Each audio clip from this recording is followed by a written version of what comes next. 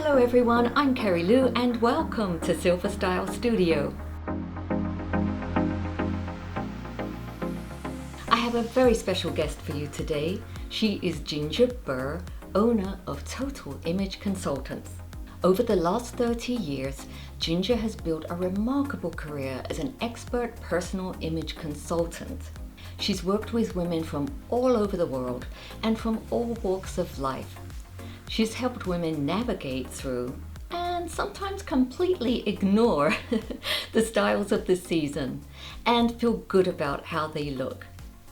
Her deep understanding of beauty trends and fashion has been celebrated by many popular TV shows and magazines. In addition, she's the author of That's So You, Create a Look You Love with Beauty, Style and Grace. Ginger has analyzed my colors and we're going to share that experience with you now. Hi Ginger, thank you so much for stopping by the studio today. I really appreciate it. Oh, thank you, Kerry-Lou. I'm delighted to be here. I was so happy to receive my swatches because Ginger analyzed my colors for me last month. I have so enjoyed going through my wardrobe and seeing what corresponds with this, and outfits that I have in these colors, they do happen to be my favorite colors, and you've taught me so much that we're going to talk about in a few minutes. But first I want to ask you a little bit about how long you've been analyzing colors for people, and maybe you can tell us about some people that it was a particularly satisfying experience for you to help them. Sure, I would be happy to. I have been doing color analysis for 34 years, since the late 80s, when it became very popular because of the whole color me beautiful craze. Right. And I was lucky enough to find a woman who was very adept at it and was able to begin training my eye.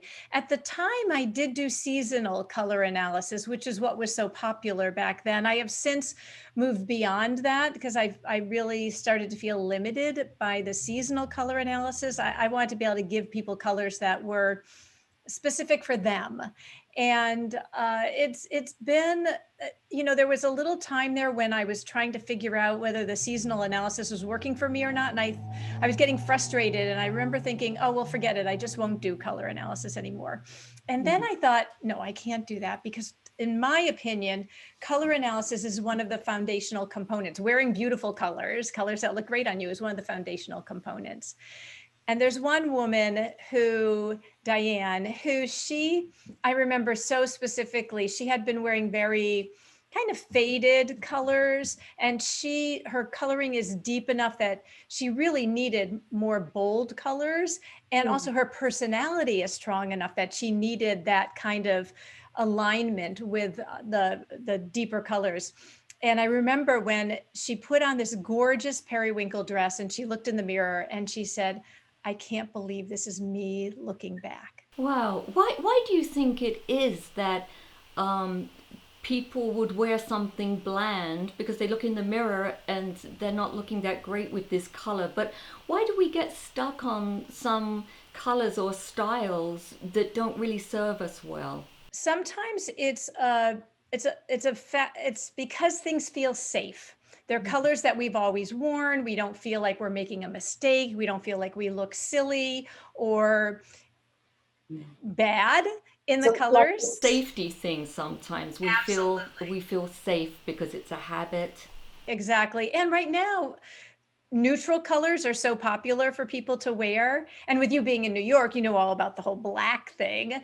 And so people tend to just go to gravitate what is out there. I had one woman who recently said to me, I went to buy this top and it came in black or gray. And so I just thought, well, I have to choose one. And I'm like, no, you don't. Just if it's not a great color for you, walk on, go find something else that looks amazing on you. And she was like, oh yeah, I could do that. Absolutely. Walk on by. Exactly. We have to remember that as our theme song, right? Walk on by, ladies, if it doesn't serve you well.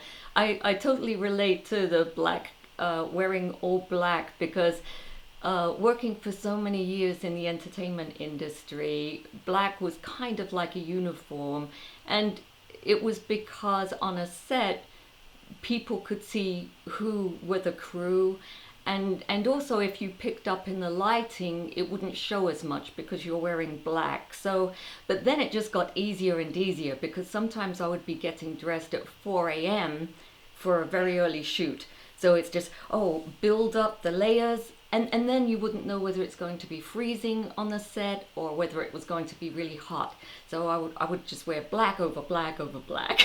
And I bet when your hair was darker, I bet black looked amazing on you. I bet it was Oh, spectacular. That's right. I could definitely, that's what you taught me from the swatches that you sent me, because I was wearing colors that were a lot more bold. But now when I put them against myself, they look almost a little bit garish. Hmm. They overpower you. And we yes. want to see you. We don't want, I mean, we want to see the color, but we want to see you first.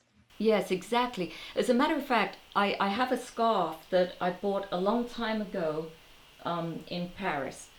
And I love the color, and it's when my hair was a lot darker. You see, it's a beautiful scarf. It's lovely silk, Yes. but it doesn't serve me well anymore. I Yeah, feel. it's a little too intense for you. I mean, you're beautiful anyway, and you could get away with it, but why not wear the colors that really enhance you? And so we see you very clearly, but that is a beautiful scarf. And one way you could make it work a little better is if you tied it down lower so you see a lot of skin here, and then you have the scarf is not right. See, not so close to your face. You could get away Oh, with it better. Yes, and that's why I'm wearing white today, so I can just show you some Yes. things. Oh, but you were telling us the story about Diane, and that you got her to wear periwinkle, and what a wonderful switch that was. Um, did you ever follow up and see if, like, do people ever come back to you for a refresh, or did she send you pictures of other things in her wardrobe that she was taking your advice?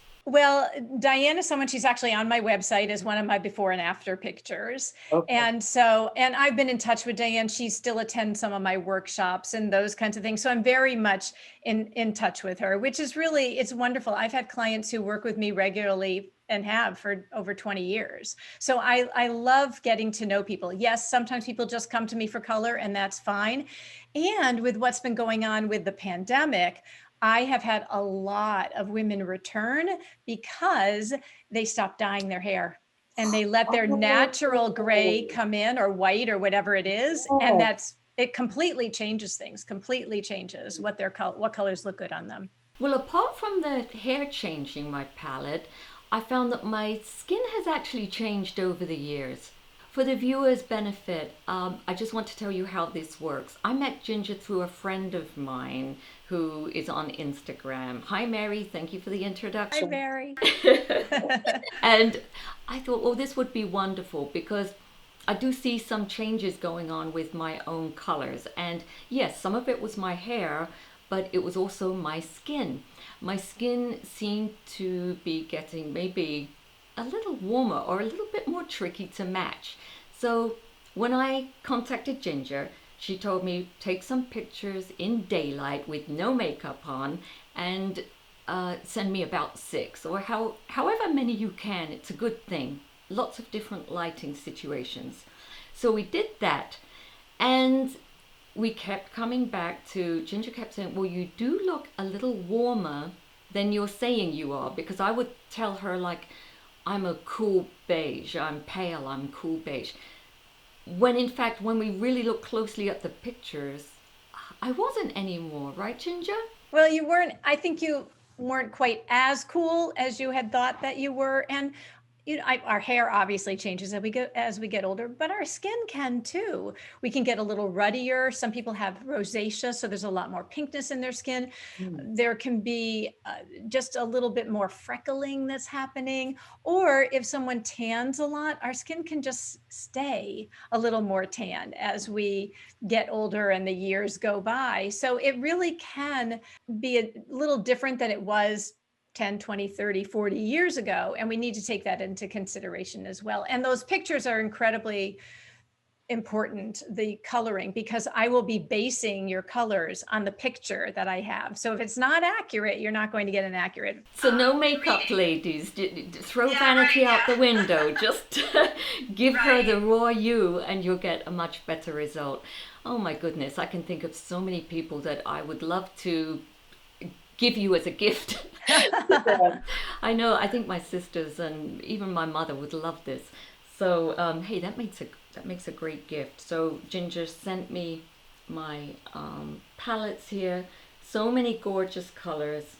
And so I'm just going to go over a few more colors. This is one that we decided did look good. I'm going to hold it up in front of me. Now, you told me something very interesting about this, which was the scarf has so many different patterns to it. One portion of the scarf might be more flattering than the other. And I never even thought of that, Ginger, because I tied it once and you said, oh, that looks great. Let's just put it on, and you can tell people why this scarf works.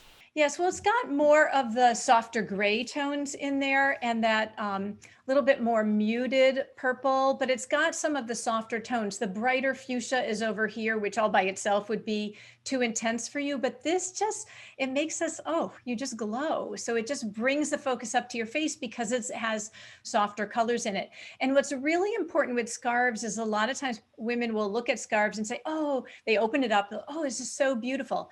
You have to tie it because sometimes it surprises you and the colors that you thought were so beautiful and they're completely hidden. Or you have to tie it a certain way, as you've discovered with this scarf, in order to really have the colors that flatter you close to your face. So very important to assess it on as well as off.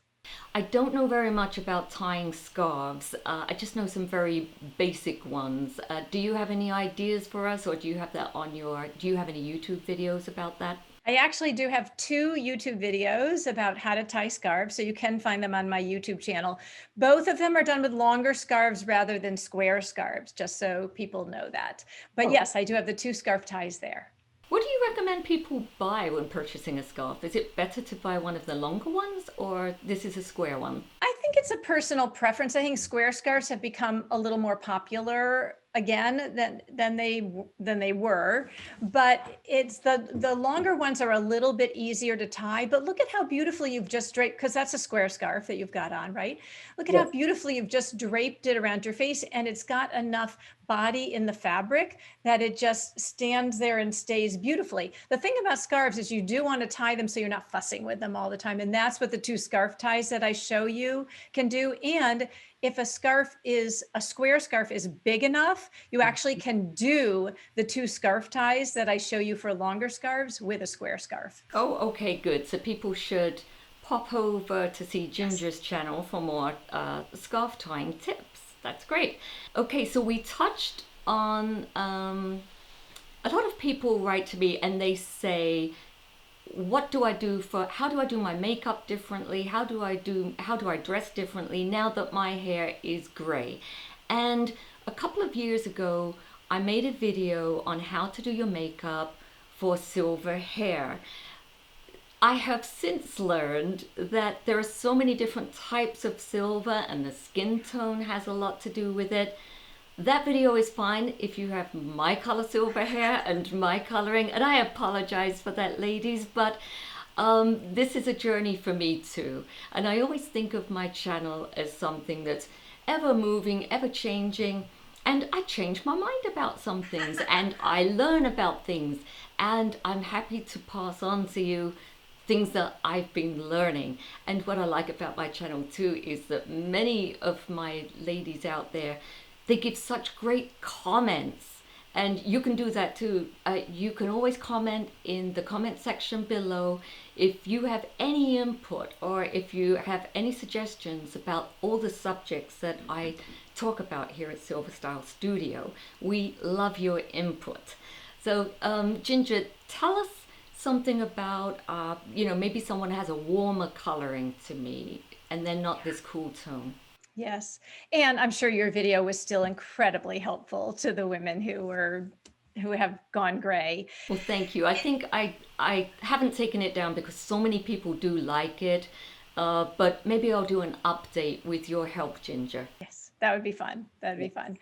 You're right. There are many, many, many different ways of going gray. And some people stay very salt and peppery. You've got this gorgeous, I mean, it's just this sheen of light gray hair that blends down into, oh, it's just beautiful. Although, I think gray hair in general is stunning.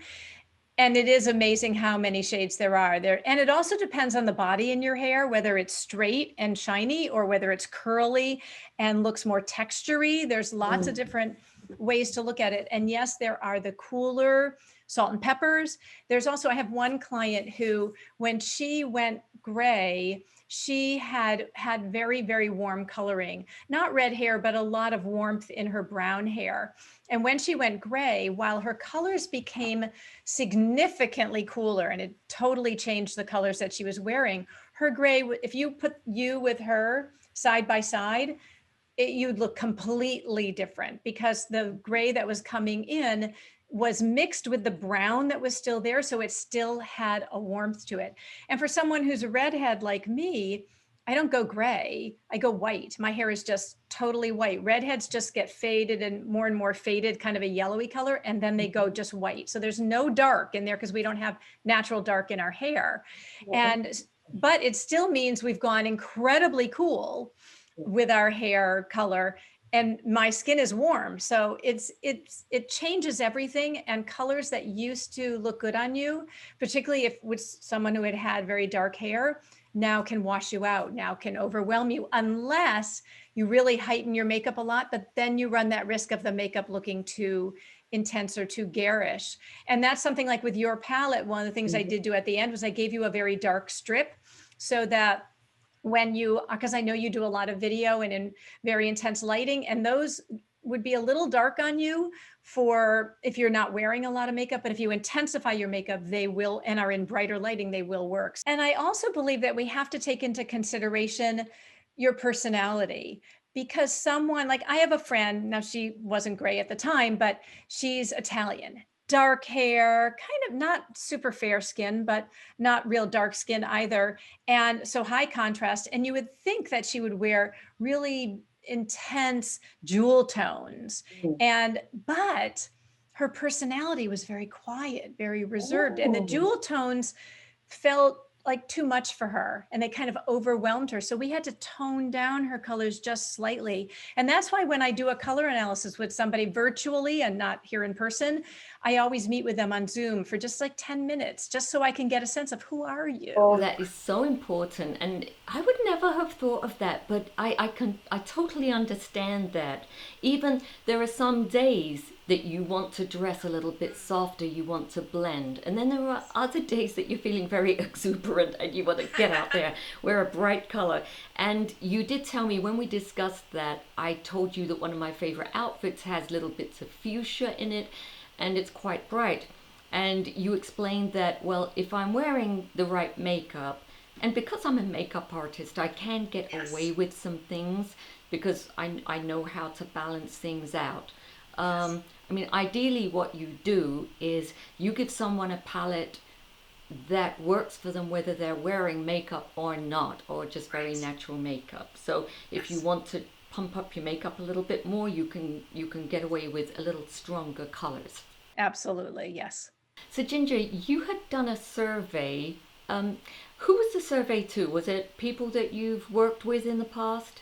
It was to people I had worked with. It was also to anyone who was following me, just women in general. Okay. And the survey basically asked women, I entitled it Hurtful Comments and Unwanted Advice. And what I heard back from women about things that had impacted how they put themselves out there in the world visually, it was heartbreaking. I mean, there were women who said, when there was one woman in particular who said when she was 5 years old, she overheard her aunt and her mother talking in the kitchen about how she had a big tummy. Oh. 5 years old. I mean, it was crazy. And decades later, she still felt self-conscious about her stomach. This was something she had completely internalized. It makes you realize how careful we have to be with our words when we're, around children, when we think people aren't paying attention. Words can be so powerful from one extreme to another, either very bad or they can be amazing. Right. And sometimes they can be misconstrued. Maybe they're meant well, like a father, and I don't know how this father meant this, but one of the things he said to his daughter is, smile, you're prettier when you smile. And so she did not hear that as, oh, I'm pretty when I smile. She heard that as, oh, I'm not pretty when I don't smile. And that just so, again, cut her to the quick. And it's something that a long time later she was remembering. And all of these things, I have tons of these types of stories. And it really keeps women from expressing fully who they are, or it can if we let it take over and let it have that kind of power. And the other thing that I have heard from women is as they get older, if they decide to let their hair go gray, sometimes they feel in our world that reveres, youth and all of that, they feel invisible as an older woman. And I talk about this a bit in my book too, but basically I believe that we can feel as empowered and as vibrant, whether we have gray hair or red hair or brown hair or whatever color, it doesn't matter. Part of it has to do with just our own self-confidence and just feeling strong in who we are. And so color is one way to do that, because color can make us feel and look more vibrant and alive and happy and all of those kinds of things. And so my feeling is, why not use that tool to your advantage? Absolutely. I love how one thing starts incorporating another thing. You start off by analyzing colors, and then, well, it's like my profession really as a makeup artist. People start talking to you and telling you so many stories. You start learning so much about people, and it also makes you a good observer. Like when I was doing a lot of special event makeup and hair, I would be doing a bride's makeup, and just towards what you said, you sometimes see relatives or mothers saying well-meaning things, but you're like, oh my goodness, if this young woman has been hearing this all her life, that wasn't good for the self-esteem. Like for instance, a mother might say, oh, she looks better with her hair around her face because she has a fat face. Oh. And they will actually say that word. They will say, so she looks better with her hiding it. And you really want to say something, but sometimes you just have to zip it. But we can talk forever about this. So we're going to have to get you here again, Ginger, if you wouldn't mind, because I wanted to talk to you about eyewear, about glasses. I wanted to talk to you about jewelry, but this is so involved that it's definitely going to take a few visits. Oh, it'd be a blast to have you back. Yes, I would love it, Kerry-Lou. It'd be just my pleasure and my honor. Okay, and I'm going to put all Ginger's information in the video description below, so you'll be able to follow her on. Are you on Instagram, Ginger? Yes, I am. It's just Ginger Burr. You can find me there easily. Yes. Okay, fantastic. You have been a wonderful guest, and I know everybody will really enjoy this. Thank you so much for stopping by, Ginger. I really appreciate it. Thank you, Kerry-Lou. I really have had a wonderful time with you. I love talking with you. Okay, great. Bye. See you next time. Well, I hope you enjoyed that little chat with Ginger. It was so informative, wasn't it? If you liked it, please don't forget to subscribe, give me a thumbs up, and tell your friends about us. Spread the word. So that's it from me for now, and I'll see you next time. Bye.